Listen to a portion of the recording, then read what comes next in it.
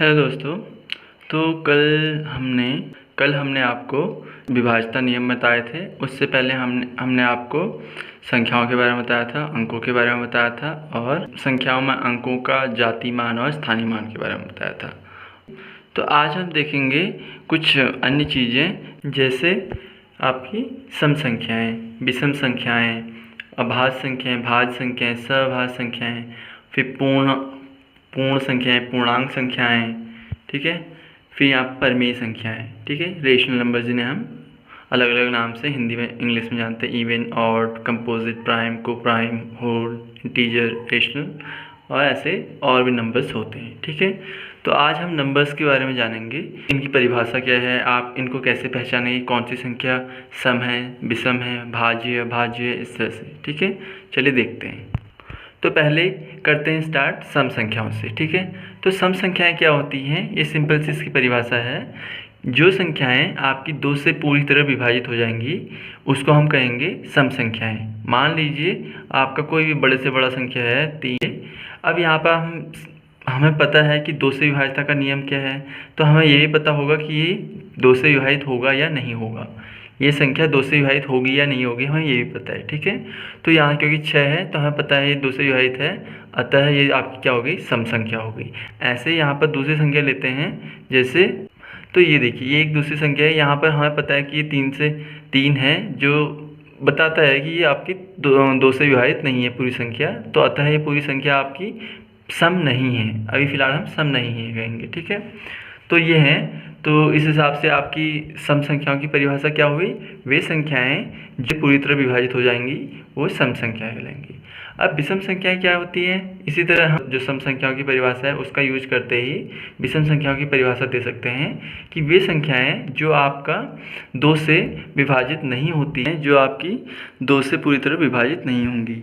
जैसे यहाँ पर देखिए, जैसे इसमें आपका दो से हम इसको यदि विभाजित करें तो कितना रिमाइंडर बच रहा है, इसमें एक बचेगा, ऑब्वियस है वो, ठीक है। तो यहाँ पर ये इसलिए हम इसको कहेंगे ये आपकी विषम संख्या है या ऑड नंबर है, ठीक है। तो अब भाज्य संख्याएं क्या होती हैं या कंपोजिट नंबर्स क्या होते हैं, वे संख्याएं जिनको हम दो संख्याओं के रूप में व्यक्त कर सकते हैं या गुणा के रूप में लिख सकते हैं, उन्हें कंपोजिट नंबर्स कहेंगे। जैसे 6 है आपका, इसको हम 2 और 3 के गुणा के रूप में लिख सकते हैं। तो जहाँ 2 और 3 क्या हैं, अभाज्य संख्याएं हैं, या वे संख्याएं जिनको हम 2 से ज़्यादा संख्याओं से भागा दे सकते हैं, वे आपके कंपोजिट नंबर या भाज्य संख्याएं कहलाती हैं। अभाज्य संख्या क्या होंगी, फिर वे संख्याएं जिनके दो ही गुणनखंड होते हैं। इसको ऐसे भी कह सकते हैं, वे संख्या, कोई भी एक संख्या है, वे प्राइम नंबर या अभाज्य संख्या कहलाएगी यदि इसके केवल एक ये या और पी, मतलब ये या तो एक खुद और या एक, ये दो ही इसके गुणनखंड होंगे या ये इन दो संख्याओं से ही विभाजित हो सकती है। तो हम इस केस में इस संख्या को क्या कहेंगे, एक अभाज्य संख्या कहेंगे, ठीक है। और यदि इसके इन दो के अतिरिक्त ज़्यादा गुणनखंड या ज़्यादा संख्याओं से और अधिक संख्याओं से विभाजित हो जाए तो उस केस में हम क्या कहेंगे, ये एक भाज्य संख्या है, ठीक है। जैसे 2, 3, 5 और 7, 11, 13, 17 ... ठीक है। तो ये आपकी क्या हैं, ये हैं आपकी अभाज्य संख्याएं। क्यों? क्योंकि हम 2 को केवल 2 या 1 से ही विभाजित कर सकते हैं, 3 को भी हम 1 या 3 से, 5 को भी, ऐसे इन संख्याओं को केवल 1 या उस संख्या से ही विभाजित किया जा सकता है, इसलिए हम इनको अभाज्य संख्या कहते हैं। तो अभाज्य संख्याओं की परिभाषा क्या हुई, वे संख्याएं जिनको केवल 2 संख्याओं से विभाजित किया जा सकता है, वो 2 संख्याएं कौन सी हैं, एक और वो खुद, वे आपकी अभाज्य संख्याएं कहलाती हैं। अब आती हैं आपकी सह अभाज्य संख्याएं, ठीक है। आपका 4 और 9, क्या ये अपने आप में अभाज्य संख्याएं हैं? नहीं। क्यों? क्योंकि हम इसको 2 से भागा दे सकते हैं और 4 से भी दे सकते हैं, 1 से भी दे सकते हैं, मतलब इन 2 के अलावा भी दे सकते हैं एक किसी संख्या से। इसको 3 से दे सकते हैं, फिर 1 और 9 से भी दे सकते हैं, मतलब यहाँ पे एक अन्य संख्या भी आ गई, इसलिए हम कहेंगे ये आपकी अभाज्य संख्या नहीं है। क्या है? भाज्य संख्या है। पर क्या ये आपस में देखा जाए तो इनमें कुछ कॉमन है क्या, एक और एक के अलावा? नहीं है। ये कॉमन कहने का अर्थ हुआ कि यदि हम इनका गुणनखंड करते हैं तो 1 गुणा 2 गुणा 2, ठीक है, और ऐसे 9 का गुणनखंड करते हैं तो 1 गुणा 3 गुणा 3, तो इनका जो एचसीएफ आएगा, एचसीएफ है वो आपका केवल 1 है। तो वे संख्याएं जिनका HCF 1 होगा वे आपकी सहभाज्य संख्याएं कहलाएंगी। ठीक है, सहभाज्य मतलब कोप्राइम, कोप्राइम मतलब एक दूसरे के प्राइम है वो। ठीक है, तो वे संख्याएं जो एक दूसरे के या जिनका HCF आपका 1 होगा वे आपकी सहभाज्य संख्याएं कहलाएंगी। ठीक है, अब आता है आपका पूर्ण संख्याएं। पूर्ण संख्याएं क्या होती हैं? अभी हम पूर्ण संख्याओं को देखें, इससे पहले हमने आपको बताया कि नेचुरल 1 2 3 जिनको काउंटिंग के लिए यूज करते हैं वे आपके नेचुरल नंबर या प्राकृत संख्या कहलाती हैं, प्राकृत संख्याएं। ठीक, तो नेचुरल नंबर्स क्या होते हैं जिनको हम काउंटिंग के लिए यूज करते हैं? कौन सी संख्याएं वो? 1 2 3 4 डॉट डॉट डॉट डॉट। ठीक है, 1 से स्टार्ट हो रही हैं और इन्फिनिटी तक जाती हैं। अभी यहाँ पर देखिए, जब हम इस सेट में, ये एक सेट है। ठीक है, सेट मतलब होता है आपका एक संख्याओं का कलेक्शन, मतलब एक ऐसा कलेक्शन, एक ऐसा ग्रुप जिसमें सभी एलिमेंट क्या हैं? अलग अलग हैं। और ये केवल सेट नहीं है, एक ऑर्डर्ड सेट है। ऑर्डर्ड मतलब एक क्रम में रखा है इसमें।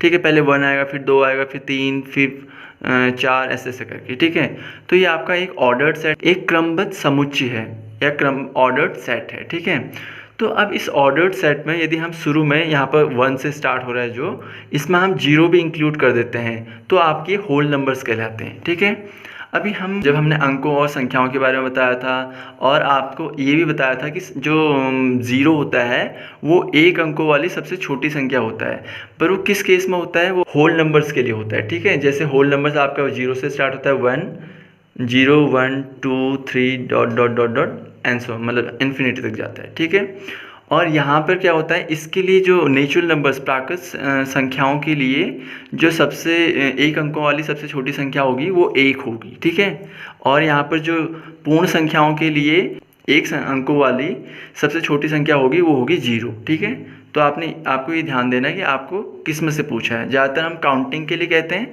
तो 1 होता है वहाँ पर। ठीक है, ओके, ठीक है। अभी क्या आती है? पूर्णांक संख्याएं। पूर्णांक संख्याएं या इंटीजर्स।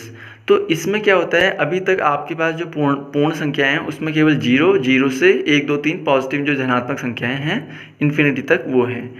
पर पूर्णांक संख्याओं में क्या होता है, आप जो ये 1 2 3 यहाँ धनात्मक संख्याएं हैं इनके ऋणात्मक मान को भी रखते हो। ऋणात्मक ऐसी संख्याओं को जिनमें आपके 0 हों, धनात्मक संख्याएं हों, उनके संगत ऋणात्मक संख्याएं हों, उनको हम कहेंगे पूर्णांक संख्याएं। यहाँ पर आपका आता है लास्ट वाला, यहाँ पर परिमेय संख्याएं। तो परिमेय संख्याएं क्या होता है? परिमेय, यहाँ पे इनको इंग्लिश में रेशनल नंबर्स भी कहते हैं। परिमेय संख्या की आप इस तरह की डेफिनेशन सुनी होगी कि वे संख्याएं जिनको P/Q के रूप में लिख सकते हैं, जहाँ आपका P और Q क्या है? एक क्या है? पूर्णांक है। जहाँ P और Q क्या है? पूर्णांक संख्याएं हैं और Q does not equal to 0 है। ठीक है, तो ऐसी संख्याएं जिन्हें हम P/Q के रूप में लिख सकते हैं और जहाँ P और Q क्या है? पूर्णांक हैं। ठीक है, धनात्मक भी हो सकते हैं, ऋणात्मक भी हो सकते हैं, ऐसा कुछ नहीं है, कोई इनमें ज़्यादा रेस्ट्रिक्शन नहीं है। पर एक रेस्ट्रिक्शन है Q पर, Q आपका 0 नहीं होना चाहिए। तो आपके लिए क्वेश्चन है कि यहाँ पर Q 0 हो जाएगा तो क्या प्रॉब्लम होगी? Q 0 क्यों नहीं होना चाहिए? और P 0 क्यों हो सकता है? मतलब P का मान हम 0 भी रख सकते हैं, क्यों? तो ये आपके लिए क्वेश्चन है। ठीक है, यहाँ पर जब देखिए P और Q दो ऐसी संख्याएं हैं, दो कंपोजिट या भाज्य संख्याएं हैं। ठीक है, और जिन सहभाज्य संख्याएं नहीं हैं, तो उस केस में क्या होगा? उस केस में मान लीजिए हम P को, मान लीजिए कि इनका HCF क्या है? P और इनका HCF है आपका, P और Q का HCF है X है। ठीक है, तो उस केस में हम P को लिख सकते हैं AX और Q को लिख सकते हैं BX। मान लीजिए कोई ये संख्याएं, ये आपकी क्या है? ये जो है आपकी सहभाज्य है, जहाँ आपका A और B, जहाँ HCF ऑफ AB जो होगा, AB का जो HCF होगा वो होगा क्या? 1। ठीक है, तो जब ऐसी कंडीशन में हम कह सकते हैं ये उस कंपोजिट नंबर्स के लिए भी अप्लाई होता है। तो ऐसी संख्याएं जिनको हम P/Q के रूप में लिख सकते हैं, जहाँ पर P और Q आपके पूर्णांक हैं और Q does not equal to 0 है। तो यहाँ पर मान लीजिए हमको एक एग्जांपल लें, 1/2। 1/2 क्या है? एक आपकी परिमेय संख्या। क्या ये एक पूर्णांक संख्या है? नहीं है। पूर्णांक क्यों नहीं है? क्योंकि हम इसको जब लिखते हैं तो 0.05 आता है। क्या ये आपका पूर्णांक है? नहीं है। पूर्णांक क्या होता है? 1 2 इनके रूप में होता है, या जीरो या माइनस इधर की रूप में होता है, ठीक है। बट यहाँ पर जब दशमलव आ जाएगा तब आप नहीं कहेंगे कि पूर्ण या पूर्णांक संख्या है, इनको हम कहेंगे परिमेय संख्या है। अब दशमलव को हम भिन्न में परिवर्तित कर सकते हैं। ओके, तो ये आपकी कुछ संख्याएं होगी जिसमें हमने आपको सम संख्याएं, विषम संख्या, भाज्य संख्याएं, अभाज्य संख्याएं, सभाज्य संख्याएं, पूर्ण संख्याएं, और उससे पहले हमने आपको प्राकृत संख्याओं के बारे में बताया, फिर पूर्णांक संख्याओं के बारे में बताया, फिर आपको परिमेय संख्याओं के बारे में बताया। अभी तक जो कॉम्पिटिटिव एग्जाम्स हैं, वो कोई भी हो सकता है, गवर्नमेंट लेवल या आप कभी कभी प्राइवेट सेक्टर में भी इनसे रिलेटेड क्वेश्चंस होते हैं या यूज केसेस होते हैं, तो वहाँ पर आपको केवल इसी लेवल की जो मैथ है या जो नंबर सिस्टम है वो पूछा जाता है। तो इसमें कुछ और चीज़ें हैं जिनको हम आगे आने वाली क्लासेस में कवर करने की कोशिश करेंगे, ठीक है। और आपको इन अभी तक जो बताया है, आज जो बताया है, उनमें से कुछ पूछना है तो आप हमें कमेंट करके नीचे पूछ सकते हैं। हम आपको और या उन डाउट्स को या उन क्वेश्चंस को आने वाले सेशंस में ज़रूर इंक्लूड करेंगे। धन्यवाद।